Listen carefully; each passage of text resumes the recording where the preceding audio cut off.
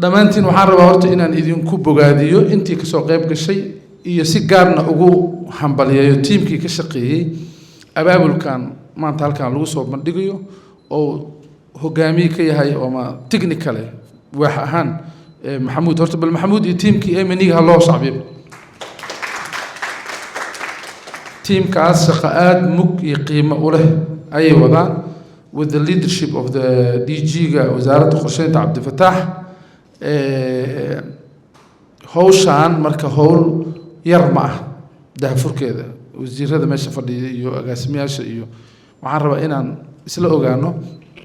markii hore inta xukuumadda dan qaran waxay soo bandhigi jirtay wax qabad ku salaysan sanadka markuu dhamaado sanad kasta waa la isla xisaabtami jiray ra'iisul wasaaraha shacabka hor iman jiray ayada oo muuqaal ah oo xarumihii lagu qaban jiray ogtihiin waxaa lagu qaban jiray hoteelka ugu weyn markasta la isugu tagi jiray oo madaxweynaha imaan jiray oo shacabka imaan jireen oo sidoo kalena ra'iisul wasaaraha ugu yaraan hal ama laba xalqo oo dee laga weydiinayo sanadkaasna waa la suubin jiray laakiin waxay ku aakaan jirtay halkii sanaba markuu dhamaaday in la qabto kan wuxuu noqon doonaa 4 sano oo isku xigto oo lagu soo bandhigayo waxqabadkii guud xukuumadda ama barnaamijkii xukuumadda oo dan qaran ay baarlamaanka loo soo ansixiyay iyo qorshihii weynaayo madaxweynaha oo 6 tiir ku salaysnaa arrintan marka waxay sameyn doontaa isla evaluation oo aanan war ahayn oo cadeymo leh oo nambaro leh oo maalintii xilka aan la wareegaynin ka hor warbixinadii la soo saaray laga soo bilaabayo ballamihii iyo mid kastaba intii laga qabtay halka laga soo qaadiyo halka la geey waaxda marka qorsheynta evaluationka oo dawladda u qaabilsan kormeerka iyo qiimeynta qorshaha dalka Soomaaliya oo dhan oo hogaaminayo maxamuud iyo tiimkiisa waxay ka shaqeyn doonaan bishan oo dhan iyo bisha soo socota horaanteeda in ay soo bandhigaan 2021 dib inta uu noogu dhamaaday 2022 dawladdan markii la wareegaysay meeshay ka qaaday iyo mid kasta oo itus ay taabsi oo cadeymo leh oo nambaro leh oo warbixinteeda iyo evidence-geeda cadda soo marka waxaana ka shaqeyn doono wasaaradda qorsheynta way hogaaminaysaa with the support of the prime ministerka hogaamiyaashiisa ama liidaradiisa technical-ka laakiin xukuumadda oo dhan wasaarad kasta tiimkeeda halkeen ay joogi doonaan macnaha maxaa dhacay shaqadan wax qabta hal wasaarad ma waa 24 wasaaradood 25 wasaaradood iyo hay'adaha xukuumadda oo dhan soo mid kasta waxaa la qaban doonaa xogtii laga kabjar gareyn doonaa oo cadeymaheeda wadato soo marka waa isku day aad u weyn oo mug leh oo shacabka Soomaaliyeed ee shaqada noo dirsaday ee mas'uuliyadda u hayno oo aan madaxda u nahay oo aan tusinayno shaqadii noola diray markaan iimaanayna meeshan ka qaadnay iyo marka 4 sano hadda ay dhamaatay de xukuumadda wali waa ogtiin waqti oo hartay laakiin 4 sano hal mar isku soo bandhigi doona haduu Ilaahay yiraahdo marka sida hadda wasiir dawlaha iyo wasiir ku-xigeenka iyo xogayaha guud iyo agaasimaha guud ay halka noogu sheegeen wax qabadka xukuumadda dan qaran inta aan joognay ilaahayna marqaatiyo ka yahay shacabka Soomaaliyeedna marqaatiyo ka yihiin dadka meel kasta ay joogaanna marqaatiyo ka yihiin waxa la qabtay wax yar oo kooban inaysan ahayn shaqo mug leh oo weyn oo waliba waqti adag aan ku qaban oo aad ogtiino abaaro aan markaan anaga xukunka la wareegaynay 2022 dalka abaaro ba'ana ka jiray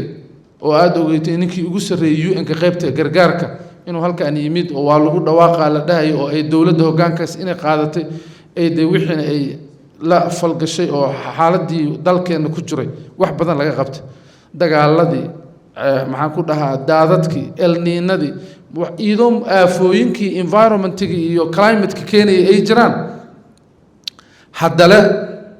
dalkana gacanna waa lagu xureeyay gacan waa lagu hormariyay gacan doorasho loogu shaqeeyay gacan waxa loogu shaqeeyay arintii gargaarkii ibn aadinimada oo de lagula dagaalamayay bee'adii iyo wixii climate change ay abuureen oo daadadka tirada badan ah iyo abaarihii 4 oo isla socday ahayd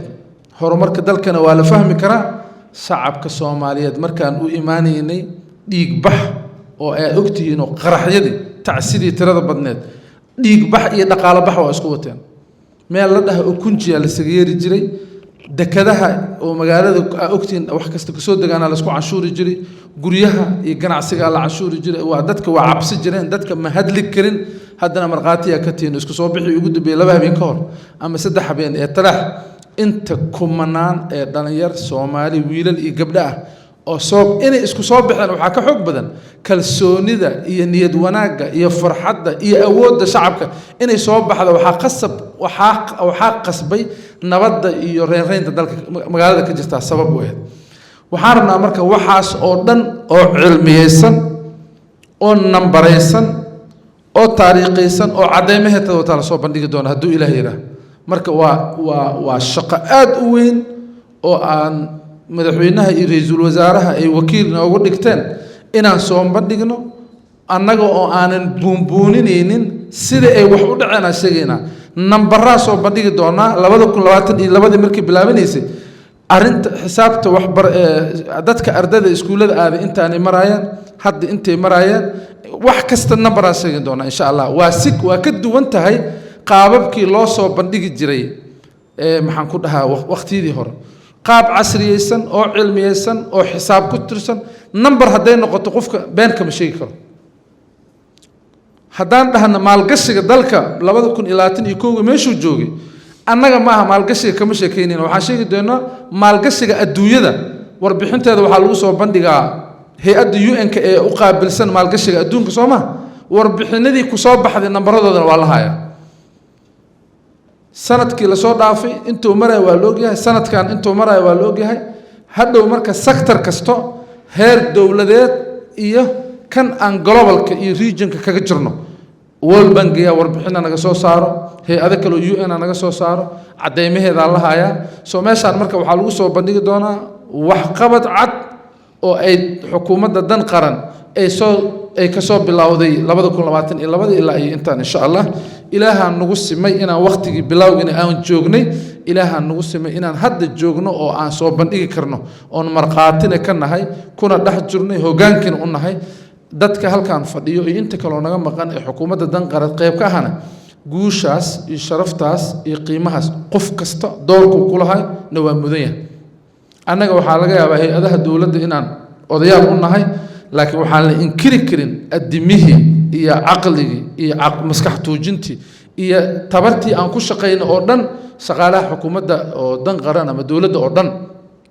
ayaa iska lahaa ma la inkiri karo annaga wixii aad ka shaqeyseen un baan soo bandhigi doonaa hadduu Ilaahay yiraahdo madaxweynaha noogu odaya ra'iisul wasaaraha noogu odaya ka bacdi wasiirada ka bacdi wasiir ku xigeenada wasiir dawladda DG-da iyo inta kale ka hooseyso madax qaybeedyada iyo shaqaalaha qof kastaba door uu ku leeyahay waa sharafta dawladnimada inta marka laga hadlayo waa maasantihiin waa barnaamijkaas maanta waa inoo daah furan yahay inuu wixii maanta ka dambeeya si joogto ah looga shaqeeyo howlkan wuxuu u furnaan doonaa maanta ilaa iyo bishan iyo bisha ku xigta intii oo loo qabtay dhowr iyo 10keeda oo maleynaya in loogu shaqeeyo diyaarinta waxqabadkii xukuumadda marka indhaha ayaa na soo wada eegaya xukuumadda oo dhanaad mas'uulka noqon doontiin inta nasiibka u yeelatay inay hawshan hogaamiso oo koow agaasimaha guud wasaaradda qorsheynta technicalna agaasimaha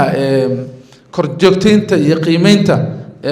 qaranka oo u qaabilsan yahay wasaaradda qorsheynta Maxamuud iyo inta la shaqeyso la taliyaasho iyo waaxyaha kale inta ayaga naftooda coordinationkooda laga rabo iyo wasaaradaha agaasimayaashooda guud qof kastaba labadaas bilood ama bilow bil iyo barkaas mas'uuliyadda na saaran si hufan oo xirfad ku jirto oo geesinimo ku jirto oo Soomaalinimo ku jirto oo tayo iyo aqoon ka duwan wixii la soo bandhigi jiraa ay idinka sugayna waana maasantii salaamu calaykum waraxmatullaahi wabarakaatuh